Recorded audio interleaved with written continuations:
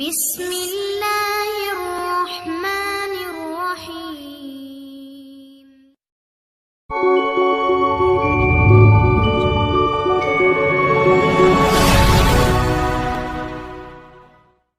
بسم اللہ الرحمن الرحیم۔ السلام علیکم دوستو، حضرت جابر بن زیاد رحمۃ اللہ علیہ کی جب انتقال کا وقت قریب تھا، کسی نے پوچھا کسی چیز کی رغبت ہے؟ فرمایا کہ حسن بصری رضی اللہ تعالیٰ عنہ سے ملاقات کرنا چاہتا ہوں۔ جب حضرت حسن بصری رضی اللہ تعالیٰ عنہ تشریف لائے تو لوگوں نے کہا کہ حسن آ گئی ہیں۔ حضرت جابر رضی اللہ تعالیٰ عنہ فرمانے لگے، بھائی یہ رخصت کا وقت ہے، اب جا رہے ہیں، یہ خبر نہیں جنت کی طرف یا جہنم کی طرف۔ حضرت امین دارمی رحمۃ اللہ علیہ کہتے ہیں کہ حق تعالیٰ شان اور ملک الموت سے فرماتے ہیں کہ میرے فلاں ولی کے پاس جاؤ اور اس کی روح لے آؤ۔ میں نے اس کا خوشی میں اور غم میں دونوں میں امتحان لے لیا، وہ ایسا ہی نکلا جیسا کہ میں چاہتا تھا۔ اس کو لے آؤ تاکہ دنیا کی مشقتوں سے اس کو راحت مل جائے۔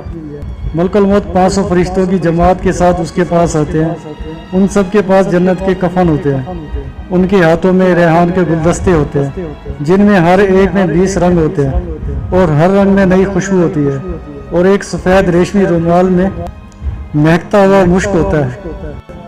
ملک الموت اس کے سرانے بیٹھتے ہیں اور فرشتے اس کو چاروں طرف سے گھیر لیتے ہیں اور اس کے ہر عضو پر اپنا ہاتھ رکھتے ہیں، اور یہ مشک والا رومال اس کی تھوڑی کے نیچے رکھتے ہیں اور جنت کا دروازہ اس کی نگاہ کے سامنے کھول دیتے ہیں۔ اس کے دل کو جنت کی نئی نئی چیزوں سے بہلایا جاتا ہے، جیسا کہ بچے کے رونے کے وقت اس کے گھر والے مختلف چیزوں سے اس کا دل بہلاتے ہیں۔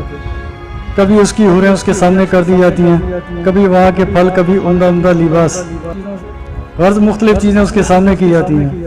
اس کی روحیں بیویاں خوشی میں کودنے لگتی ہیں۔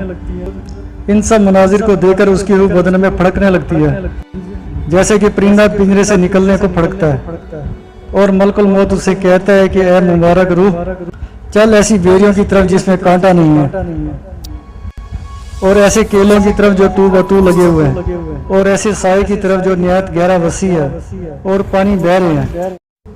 یہ ان چند مناظر کی طرف اشارہ ہے جو قرآن پاک میں سورہ واقعہ کی اس آیت شریفہ میں ذکر کی گئی۔ فی صدر مخدود وطلح ممدود وظل ممدود۔ اور ملک الموت ایسی نرمی سے بات کرتا ہے جیسا کہ ماں اپنے بچے سے کرتی ہے، اس وجہ سے کہ اس کو یہ بات معلوم ہے کہ یہ روح حق تعالیٰ شان ہو کہ یا مقرب ہے، وہ اس روح کے ساتھ لطف سے پیش آتا ہے تاکہ حق تعالیٰ شان ہو اس فرشتے سے خوش ہو۔ وہ روح بدن میں سے اس طرح سہولت سے نکلتی ہے جیسا کہ آٹے میں سے بال نکلتا ہے۔ جب روح نکلتی ہے تو سب فرشتے اس کو سلام کرتے ہیں اور جنت میں داخل ہونے کی بشارت دیتے ہیں، جس کو قرآن پاک میں الذین تتوفاہم الملائکۃ طیبین، سورہ نحل رکوع 4 میں ذکر فرمایا ہے۔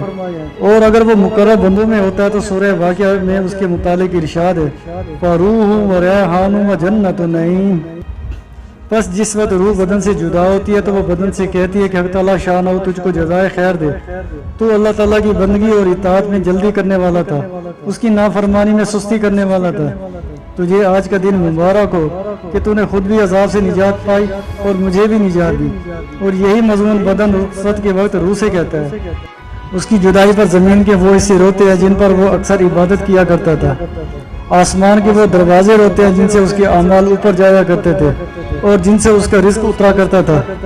اس کے بعد وہ 500 فرشتے میت کے پاس جمع ہو جاتے ہیں، اور جب نہلانے والے اس کو کروٹ دیتے ہیں تو وہ فرشتے فوراً اس کو کروٹ دینے لگتے ہیں، اور جب وہ کفن پہناتے ہیں تو اس سے پہلے وہ فوراً اپنا لایا ہوا کفن پہنا دیتے ہیں۔ جب وہ فرشتے ملتے ہیں تو وہ فرشتے اس سے پہلے اپنی لائی ہوئی خوشبو مل دیتے ہیں۔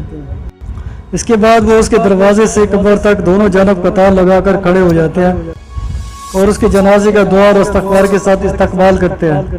یہ سارے مناظر شیطان دے کر اس قدر زور سے ہوتا ہے کہ اس کی ہڈیاں ٹوٹنے لگتی ہیں، اور وہ اپنے لشکروں سے کہتا ہے کہ تمہارا ناس ہو جائے، یہ تم سے کس طرح چھوٹ گیا؟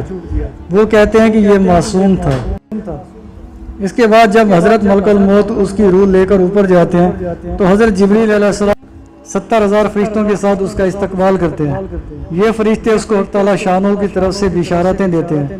اس کے بعد جب ملک الموت علیہ السلام اس کو عرش تک لے جاتے ہیں تو وہاں پہنچ کر وہ روح سجدے میں گر جاتی ہے۔ حق تعالیٰ شانوں کا ارشاد ہوتا ہے کہ میرے بندے کی روح کو सिदर मखदूज व तलह ममदूद। सूरह वाक़िया रुकू 1 में पहुंचा दो। जब उसकी नाश कब्र में रखी जाती है तो उसकी नमाज उसके दाएं तरफ आकर खड़ी हो जाती है, रोज़ा बाएं तरफ खड़ा हो जाता है, कुरान पाक की तिलावत और अल्लाह का जिक्र सर की तरफ खड़ा हो जाता है, और जमात की नमाज को जो कदम चले हैं वो पाँव की तरफ खड़े हो जाते हैं, और मसाइब पर और गुनाहों से सब्र कब्र के एक जानिब खड़े हो जाते हैं। इसके बाद अजाब उस कब्र में अपनी गर्दन निकालता है और मुर्दे तक पहुंचना चाहता है, लेकिन वो अगर दाएं जानिब से आता है तो नमाज उसको कहती है कि परे हट, ये शख्स खुदा की कसम दुनिया में हमेशा मुशक्कत उठाता रहा, अभी जरा राह से सोया है। फिर वो बाएं जानिब से आता है तो इस रोज़ा इसी तरह उसको हटा देता है। फिर वो सर की तरफ से आता है तो तिलावत और जिक्र उसको रोक देते हैं कि इधर को तेरा रास्ता नहीं है। गर्ज वो जिस जानिब से जाना चाहता है उसको रास्ता नहीं मिलता, इसलिए कि अल्लाह के वली को हर जानिब से इबादतों ने घेर रखा है। वो अजाब आजिज होकर वापस चला जाता है। इसके बाद सबर जो एक कोने में खड़ा था उन इबादतों से कहता है कि मैं इस इंतजार में था कि अगर किसी जानिब इबादत की किसी किस्म की कमजोरी से कुछ ज़ौफ हो तो मैं उस जानिब से मुज़ाहमत करूंगा, मगर अल्हम्दुलिल्लाह कि तुमने मिलकर उसको दफा कर दिया, यानी अजाब को दफा कर दिया। अब मैं अमाल तुलने की तराजू के वक्त इसके काम आऊंगा। इसके बाद वो फरिश्ते उस मुर्दे के पास आते हैं जिनकी आंखें बिजली की तरह चमकती हैं और आवाज बादलों की तरह जोरदार गरजदार होती है। उसके दांतों की कचलियां गाय के सींगों की तरह होती है। उनके मुंह से सांस के साथ आग की लिपटें निकलती हैं। बाल इतने बड़े के पांव तक लटके हुए उनके एक कंधे से दूसरे कंधे तक, और फासला इतना कि कई दिन में चलकर पूरा हो। मेहरबानी और नरमी गोया उनके पास को भी नहीं गुजरी। अलबत्ता सख्ती का मामला मोमिनों के साथ नहीं करते। उनको मुनकर नकीर कहा जाता है। उनमें से हर एक याद में एक एक इतना बड़ा और भारी हथौड़ा कि अगर सारी दुनिया के इंसान और जिन्नात मिलकर उठाना चाहें तो उनसे उठ ना सके। वो आकर मुर्दे से कहते हैं बैठ जाओ। मुर्दा एकदम उठकर बैठ जाता है। कफन उसके सर से नीचे सुरीन तक आ जाता है। वो सवाल करते हैं तेरा रब कौन है, तेरा मजहब क्या है और तेरे नबी का क्या नाम है। मुर्दा कहता है कि मेरा रब अल्लाह जल्ला शानहू है जो वाहदहू ला शरीका लहू है, वो तने तना मालिक है, कोई उसका शरीक नहीं। मेरा दीन इस्लाम है, मेरा नबी मोहम्मद सल्लल्लाहु अलैहि वसल्लम है जो खातमुन नबीयीन है। वो दोनों कहते हैं कि तूने सही कहा। इसके बाद वो कब्र की दीवारों को सब तरफ से हटा देते हैं, जिससे वो ऊपर से और चारों जानिब से दाएं बाएं से सिरहाने से पायती से बहुत ज्यादा वसी और कुशादा हो जाती है। इसके बाद वो कहते हैं कि ऊपर सर उठाओ। मुर्दा जब सर उठाता है तो उसको एक दरवाजा नजर आता है जिसमें से जन्नत नजर आती है। वो कहते हैं कि अल्लाह की वली वो जगह तुम्हारे रहने की है, इस वजह से कि तुमने अल्लाह ताला की इताअत की है। हुजूर अक़दस सल्लल्लाहु अलैहि वसल्लम फरमाते हैं कसम है उस पाक ज़ात की जिसके कब्जा कुदरत में मेरी जान है कि उसको उस वक्त ऐसी खुशी होती है जो कभी ना लौटेगी। इसके बाद वो फरिश्ते कहते हैं अपने पाँव की तरफ देखो। वो देखता है तो जहन्नम का एक दरवाजा नजर आता है जिससे उस जहन्नम की हालत नजर आती है। वो फरिश्ते कहते हैं कि अल्लाह के वली तूने इस दरवाजे से निजात पाई। उस वक्त भी मुर्दे को इस कदर खुशी होती है जो कभी ना लौटेगी। इसके बाद वो उस कब्र में 70 दरवाजे जन्नत की तरफ खुल जाते हैं जिनमें से वहाँ की ठंडी हवाएं और खुशबुएं आती रहती हैं और कयामत तक यही मंजर रहेगा। इसके बाद दूसरे की हालत सुनो कि हक ताला शान और मलकल मौत से फरमाते हैं मेरे दुश्मन के पास जाओ और उसकी जान निकाल लाओ। मैंने उस पर हर किस्म की फराखी की, अपनी नेमतें दुनिया में चारों तरफ से उस पर ला दी, मगर वो मेरी नाफरमानी से बाज ना आया। लाओ आज उसको सजा दूं। मलकुल मौत निहायत तकलीफ सूरत में यानी निहायत खौफनाक शक्ल में उसके पास आते हैं। इस सूरत के 12 आंखें उनमें होती हैं। उनके पास एक गुर्ज लोहे का मोटा सा डंडा जहन्नम की आग का बना हुआ होता है जिसमें कांटे होते हैं।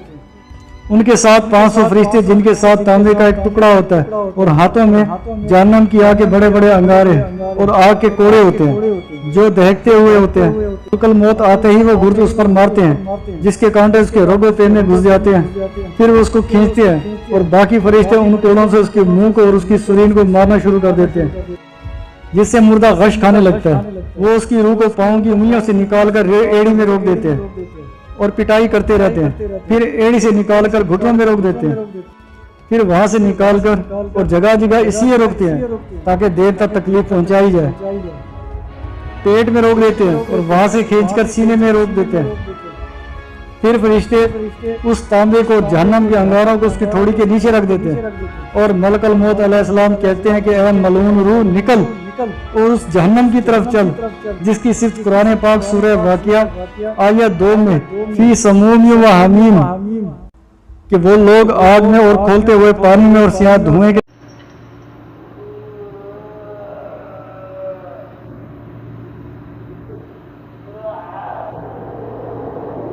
سائے میں جو نہ ٹھنڈا ہوگا نہ فرت بخش ہوگا بلکہ نہایت تکلیف دینے والا ہوگا۔ پھر جب اس کی روح بدن سے رخصت ہوتی ہے تو وہ بدن سے کہتی ہے کہ حق تعالیٰ شان ہو تجھے برا بدلا دے، تو مجھے اللہ کی نافرمانی میں جلدی سے لے جاتا تھا اور اس کی اطاعت میں سستی کرتا تھا تو خود بھی ہلاک ہوا اور مجھے بھی ہلاک کیا۔ اور یہی مضمون بدن روح سے کہتا ہے اور زمین کے وہ حصے جن پر وہ اللہ کے گناہ کیا کرتا تھا اس پر لعنت کرتے ہیں۔ اور شیطان کے لشکر دوڑے ہوئے اپنے سردار ابلیس کے پاس جا کر اس کو خوشخبری سناتے ہیں کہ ایک آدمی کو جہنم تک پہنچا دیا۔ اس سے اندازہ لگایا جا سکتا ہے کہ شیطان انسان کا کتنا دشمن ہے، اس کو انسان کو برباد کرنے کی خواہش کتنی ہے اس کے دل میں۔ اللہ تعالیٰ نے بھی کلام پاک میں فرمایا ہے ان شیطان لکم عدو مبین، بے شک شیطان تمہارا کھلا دشمن ہے۔ پھر جب وہ قبر میں رکھا جاتا ہے تو زمین اس پر اتنی تنگ ہو جاتی ہے کہ اس کی پسلیاں ایک دوسرے میں گھس جاتی ہیں، پھر اس پر کالے سانپ مسلط ہو جاتے ہیں جو اس کی ناک اور پاؤں کے انگوٹھے سے اس کو کاٹنا شروع کرتے ہیں، یہاں تک کہ درمیان میں دونوں جانب کے سانپ آ کر مل جاتے ہیں۔ پھر اس کے پاس 2 فرشتے منکر نکیر جن کی حیت ابھی گزر چکی ہے، وہ کتنے خوفناک اور خطرناک ہوتے ہیں، آتے ہیں اس سے پوچھتے ہیں کہ تیرا رب کون ہے، تیرا دین کیا ہے، تیرے نبی کون ہے۔ وہ ہر سوال کے جواب میں لا ادری یعنی لا علمی کا اظہار کرتا ہے کہ میں نہیں جانتا۔ اس کی اس جواب پر اس کو گرز سے اس قدر زور سے مارتے ہیں کہ اس گرز کی چنگاریاں قبر میں پھیل جاتی ہیں۔ اس کے بعد اس کو کہتے ہیں کہ اوپر دیکھ، وہ اوپر کی جانب جنت کا دروازہ کھلا ہوا دیکھتا ہے، اس کی باغ و بہار وہاں سے نظر آتی ہے۔ وہ فرشتے اس سے کہتے ہیں اللہ کے دشمن اگر تو اللہ تعالیٰ کی اطاعت کرتا، فرما برداری کرتا تو یہ تیرا ٹھکانہ تھا۔ حضور اقدس صلی اللہ علیہ وآلہ وسلم فرماتے ہیں اس ذات کی قسم جس کے قبضے میں میری جان ہے کہ اس وقت اس کو ایسی حسرت ہوتی ہے کہ ایسی حسرت ایسی مایوسی کبھی نہیں ہوگی۔ پھر دوزخ کا دروازہ کھولا جاتا ہے اور وہ فرشتے کہتے ہیں کہ اللہ کے دشمن اب تیرا یہ ٹھکانہ ہے۔ استغفر اللہ ربی من کل ذنب و اتوب الیہ وما علینا الا البلاغ المبین۔